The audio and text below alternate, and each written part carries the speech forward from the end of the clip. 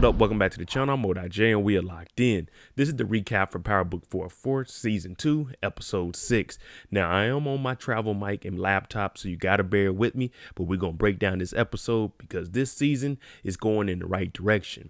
There wasn't as much action this week, but we did get to see some stories developing, especially after Walter was dead, and we see the Flynn family taking another change in the direction that they're headed in. Now, before we jump into this and break down this episode, if you like power content, breakdowns, theories, and predictions like this, then hit your subscribe button and turn on your notification bell so you get something every time I upload. I'm on that road to 50,000 subscribers, and each one of you help me. So if you don't see this video at 100 likes, hit that like button and subscribe to the channel. Now, Tommy has to figure out what is next because we got CBI and we need to expand it. So let's go ahead and jump into it. This is the recap for episode 6, Force. We start the episode off in the morgue, and on the table, we have Walter Flynn's body, who was killed by his son, Vic Flynn, last week after he exposed to Vic that Claudia is the one that set all of this up. Now, Claudia, she's putting on a good show. She's crying. She's making it seem like she actually cares that her father is dead. But as they leave the room, she bends over and whispers to the dead body of Walter Flynn and tells him, "You're out the way. Have a nice day." At the end of the episode last week, we know Vic went to talk to Stacy Marks with a potential to cooperate and turn his sister in. Now, in the words of 50 Cent, death must be easy because life is hard. And if we take those lyrics and apply it to this situation, Vic doesn't want his sister to die because that's the easy way out. But Stacy Marks let it be known that if he's going to cooperate, she's in charge and he's to report directly to her, and she wants Tommy Egan, nobody else. She also wants the cartel connect with McDowell, and Vic needs to get the phone numbers to Tommy and any information of how all of this is going down. Tommy's still trying to get at Miriam, but she's not responding to his messages. Now, Diamond shows up and he lets Tommy know that Walter Flynn is gone and we don't know who did it at this moment. But what this does do is open up the Northern Territory in Chicago to potentially take over what the Flynns were controlling. Now, we know that Vic is in charge of all of that, but for Tommy, he sees dollar signs and making millions is his primary goal. Shanti and Jenard, they have still been getting close, and Shanti's been actually holding this man down. Now, we know Jenard, he's in his Junkie J mode. Every time we look up, he has a new substance in his system. But Shanti, she's getting close to him, and he's potentially about to join back up with CBI, and she's like, this is a good move. The only thing is, we know that Jenard needs to be clean, and Shanti, she's suspecting a little bit of something. And when she leaves the room, Jenard looks over, and he sees her Golden Glove award, the gold necklace, and he does exactly what a junkie's doing. He's thinking about taking his chain and pawning it so he can get his next fix. Miriam hits Tommy back because she's trying to look and find a new car. Remember, she just learned how to drive, allegedly, when Tommy taught her. Now, when they get up here, Tommy's explaining why he likes his Mustang. And if you know Tommy, when it comes to vehicles, he's relating it to his women. Now, while they're looking for this, she gets a text message, and it's from Dr. Kendall. Because McDowell broke his hands and he said he was attacked. He's at the hospital. So she leaves here immediately to go see what happened. Dr. Kendall tells her straight up, "I don't know who did it. I just know it was a Mexican and they had a nice watch on." Now, we all know that McDowell is Miriam's brother. And Dr. Kendall is saying, I don't know what went on, but he's suspecting that it has something to do with her because I'm pretty sure he doesn't hang with any Mexicans outside of Miriam.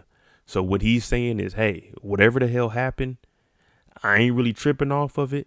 I'm upset that my hands are broken. And Miriam, she knows she needs to talk to her brother about this situation. Vic has to give up all information on Tommy Egan. Phone numbers, connections, whatever he can get. So what he does is comes over to Tommy's house and he lets him know, listen, instead of going to war with the Flynns, how about I give you our territory on the platter? Now, if you remember, Tommy offered him to join CBI in episode 1 when he was crying at Gloria's gravesite.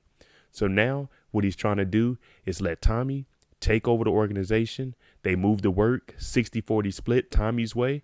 And now he's getting information on Tommy Egan to give to Stacy Marks because she doesn't want anybody on the bottom of the totem pole. She wants the big fish. And Tommy Egan is the linchpin. With all of that being said, we find out in the will that Walter Flynn left behind, he gave everything to Vic. The mansion, the money, everything you can think of that's related to the Flynn family, it goes to Vic. Claudia gets nothing. Now, once the lawyer leaves, Claudia is upset and says, Vic, I need that money more than you. But Vic says, no, I'm taking the security guards away from you, and we'll just call this payback for you trying to get me killed by Big Red. So Claudia, she's on her own. Vic is working with the feds, and he's now a part of CBI. Diamond is trying to get Jenard back into CBI, but he knows that Tommy is iffy on it because Jenard tried to kill him and Tommy. When Diamond gets to the house, he sees Jenard laying down, high as hell. He has chicken wings, he has pizza. He barely eats any of it, all of it's on his shirt. So when Diamond wakes him up, Jenard says he's hurting, he's down bad. And Diamond knows that this isn't good for anybody because if he messes up around Tommy, we know what the consequences could be. That is death. And this is his brother. So outside of the dope game, seeing your brother down like this and on that stuff, it really hurts to see him like this. Claudia needs help in the streets, so the only person that's left in her corner is, of course, Miriam and the Serbs. She goes over, she says Vic is working with CBI, Walter is gone, I don't have anything, but if we work together, I'm going to need some security because, well, the Flynns aren't messing with Claudia anymore. Now, Miriam does tell her, R.I.P. to your father, but as she walks off, she basically shrugs her shoulders and says, the hell with Walter, because in her eyes, she screwed him over even after death. Miriam goes home, and of course, Miguel, being a diabetic, he hasn't took his insulin. So he's been trying to get in touch with Miriam, but she was at the hospital and found out that Miguel was the one that did that to Dr. Kendall. Now she's saying this could mess up her whole career, and he's saying your career is taking care of us. So as she storms off and tells him to take care of himself, Grandma grabs her arm and says, help him. But she still leaves because for her, Miguel has crossed the line. Diamond is still helping Leon learn how to box, and he's doing it at Shanti's gym. Now he talks to Shanti and tells her that Jenard has a problem. Now she says she hasn't noticed it, but we know that she's been noticing that Jenard is on that stuff.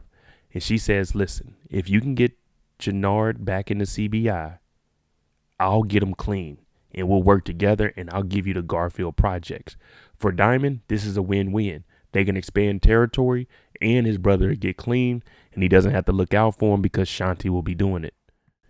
Diamond goes and drops off Leon at his house. Now we know him and Leon's mom, they've been doing their little flirting. Well, while they're doing this, Leon's father, Jamal, comes home and he has a 6-pack of Miller Lite. And when he comes in the house, he sees a 6'3", 235-pound man drinking lemonade and hollering at his wife. He goes over there, snatches the lemonade out of his hand, tells him to get out of the house, and he starts yelling at his old lady. And Diamond's outside and he's hurt because he's interested in her and he sees that Jamal is an asshole. Diamond tells Tommy that he wants to bring Jenard back into the crew. But Tommy, he's thinking about making millions. He just got the pipeline with Vic. He's also trying to expand in any direction he can before the Serbs get there. Now, bringing Jenard in, Tommy is already in disagreement with that because he tried to kill Tommy and Diamond. But Diamond tells him straight up, if we bring Jenard in, we get Shanti and the Garfield projects. Tommy said, that sounds like a good deal, but if Jenard messes up, then I'm going to have to kill him myself. And Diamond, he understands that. And he also tells Tommy that Mirkovic, he wouldn't accept the payoff. He wants the projects back. With Claudia left in the streets by herself and the weakest 2 guards that Mirkovic could offer, we get a backstory on her. And one of the girls she went to school with, she was actually involved with. Now, she flew Ollie over to the States to be by her side after her father passed. They end up going to a club. And now Claudia is thinking about expanding her business when one of the dancer girls comes over and offers a pill. Now, Claudia and Mirkovic, they're going to be moving pills while Vic and Tommy are going to be moving the snow. So now Claudia, she has her at least a pipeline of where she can move some work where it'll be unnoticed and untaxed by everyone else in the streets. Shanti comes to talk to Jenard and finds out that he is on that stuff, and that golden glove necklace, well, Jenard took it so he can go pawn it off. But what does he tell her? The same thing a junkie would tell her. It wasn't me, Shanti. I didn't steal that cheap ass necklace. Well, he did steal the necklace. We saw him do it, and Shanti slaps fire out of him because she wants him to get clean. Shanti is the ride or die that Jenard needs in his life. Tommy and Vic are putting that work together, and Vic is showing them all the clubs that they had. This is a club, this is a club, this is a club we can expand with no issues. Now, Vic, being the informer that he is, he's telling Tommy, when you go and talk to the plug, the connect, I want to be there with you. Tommy's like, nah, I'm not going to do that. Across the street, we got Agent Vargas. He's watching. And, well, Tommy gives him a phone and says, contact me. But as Tommy leaves, Vic goes over there and he tells him, you're going to get me killed if you're watching me. But Agent Vargas, he says, listen, I don't really care about anything you're saying, Vic. I'm going to do my job. You do yours, and just trust that I do mine correctly, because that's what I get paid the big bucks for. Diamond's been training Leon, and he's getting attached to him because the young man, well, he needed a mentor in his life. And Jamal, the dirtbag that he is, he's over here going in on his son, calling him weak, called him the F word, and basically saying, if you get picked on, then you can't come in the house.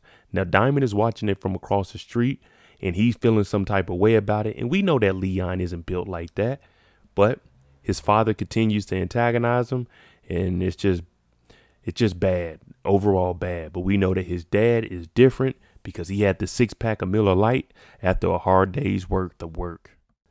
And later that day, Diamond goes and handles Jamal. He chokes him out and tells him, you're not going to talk to Leon that way. You're not going to talk to his mama that way. And also Jamal, he on that stuff. He was doing 3 or 4 lines.